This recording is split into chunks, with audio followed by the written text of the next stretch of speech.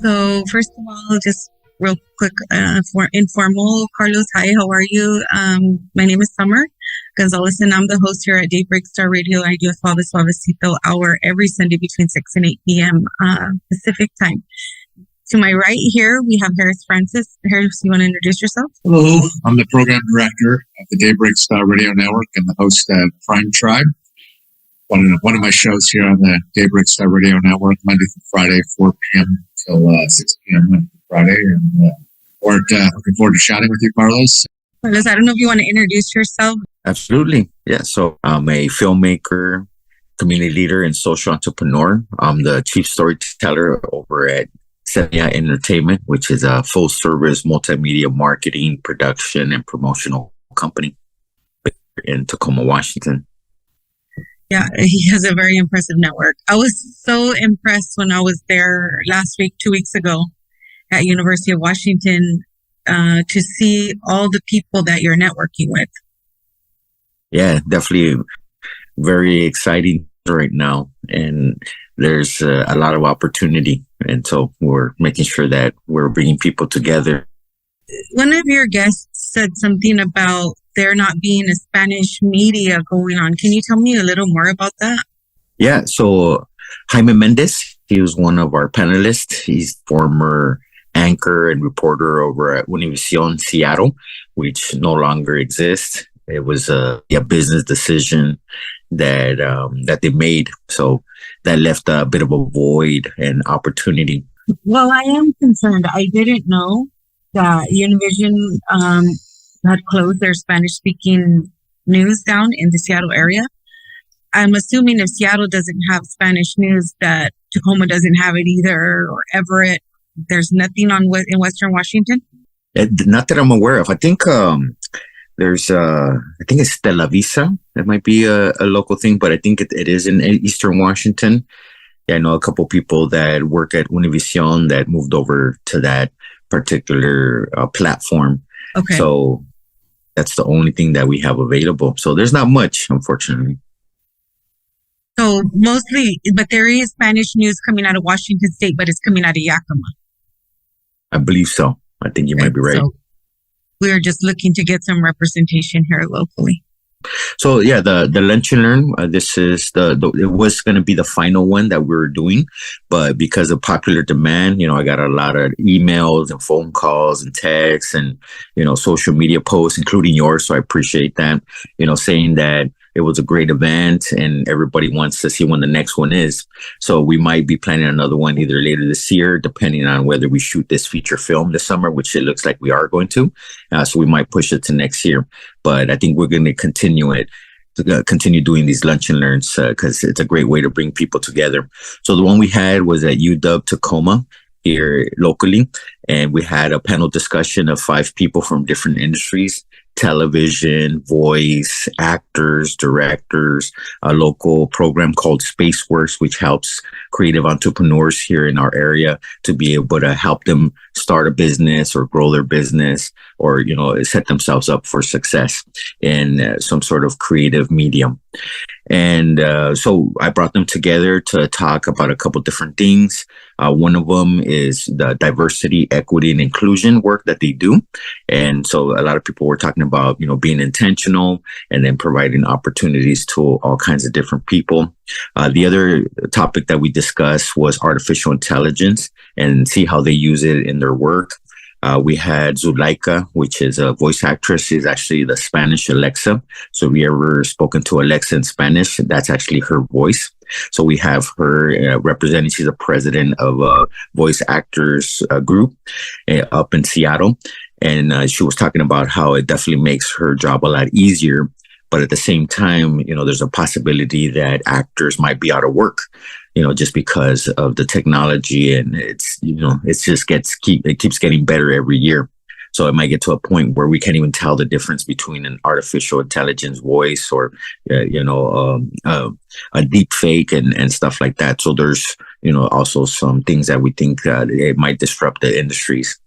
And, but, the discussion was also geared towards, how can it disrupt our industries, right? And then pretty much What I personally see, and some discussions that we had, is we see probably about 60 to 80% of the current creative careers and jobs and opportunities that are available. They're either going to be transformed or completely gone, right? So we're definitely in artificial intelligence revolution right now. So trying to figure out ways to continue to use it as a tool, but at the same time not replace, creatives. So being able to, embrace it, but at the same time not replace ourselves with something that, might be more cost effective. Because that was the other conversation, is that, it does save time. It could save money, but we still want kind of like that human element, right? Like what makes it, that has some soul and that spirit and that creative element that we provide as human beings, right? So those were the general topics that we discussed. Your last point there, it reminds me that your friend Zulika, how she talked about the one thing that was missing in the ads right now with the AI voice is the human emotion.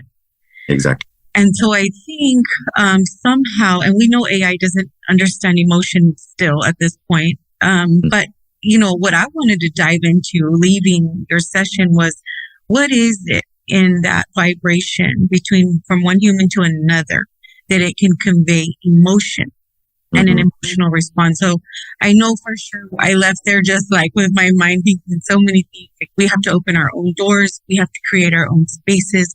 We have to create our own content. We have to share the content. We might even have to build our own social media platform so that we're still seen, because we're always trying to be erased somehow. But I wanted to thank you for what you're doing, because, it's very rare to meet someone like you that has all the qualifications and such a large network. And then going into the topic of Edward James Olmos. And moving forward, I know that with LULAC, we're going to be promoting his filmmaking school, the curriculum that he's working on with Domingo. And so one of the things that Domingo kind of pushed on me when we were leaving our last meeting was that he wanted me to help him make sure that it was a success what he was promoting. I was like, hey, that sounds great. I would love to get him into schools, but how would I even go about that? Sometimes I walk away with these tasks. I don't even know how I'm going to approach them. And then I walk into your lunch and learn, and I'm like, whoa, we have the network right here. It's already, these guys are already in the university. They're already in the local school districts. Literally, probably all we'd have to do is present a curriculum. I mean, I'll let you figure that part out. But I think as long as I can connect you guys, and I think you said that you already kind of had a plan to reach out to them. Yeah, actually, like I had mentioned, Nalip is a great organization which he belongs to, and a lot of other major Latino celebrities. And it's a way to give opportunities to up and coming filmmakers, storytellers, and specifically producers.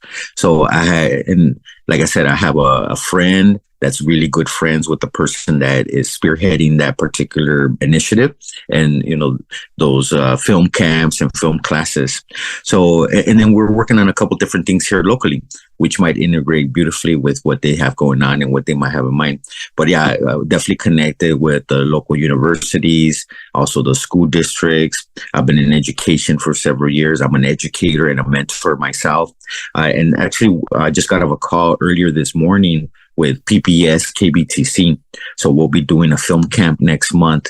It's more of a fun video camp that we'll be producing, working with teenagers from 13 to probably 17 years old, right around there. And we'll be able to go and work with Latino teens over in the Sumner area. So this is a grant that they have received, and they're going to be working with us to be able to provide a 3-day fun video camp. So, those are all the different things. And then later today, I have a lecture over at the Eastside Community Center with the film club and film camp over there. And Artists First has an awesome program there that teaches, I think they're probably between 12 and 18 years old. And so I've been doing a series of lectures over the years with them, teaching them about storytelling, teaching them about, distribution, marketing, and different areas of the film process. I need to join your class. Yes, so I think our next steps here, and this is just speaking, kind of outside of the interview, but I know we spoke with Euler, that he's one of the VPs, that he's also in charge of a lot of our event planning. So I think that he wanted to follow up with you and then see how we can connect that, make that connection and see, how we can implement those film schools a little more widely in the education system. If we can dream big enough and make it happen. So. And then a couple of things that I'm working on. So, I'm definitely a man of many talents and many hats. So one of the things that we're doing, we're actually establishing a South Sound Film and Television Commission here in the Pierce County area. So that'll probably launch here in the next month or so. So like that, we have some more local representation. And then the other thing that we are working on, which might line up perfectly with what you're thinking of doing, is we are looking to establish a local film school. So maybe initially, offering it online, and then moving into more in person, because film work does require, some hands-on experience and, being able to work with equipment and stuff like that. And networking is important in person. Oh yeah, absolutely.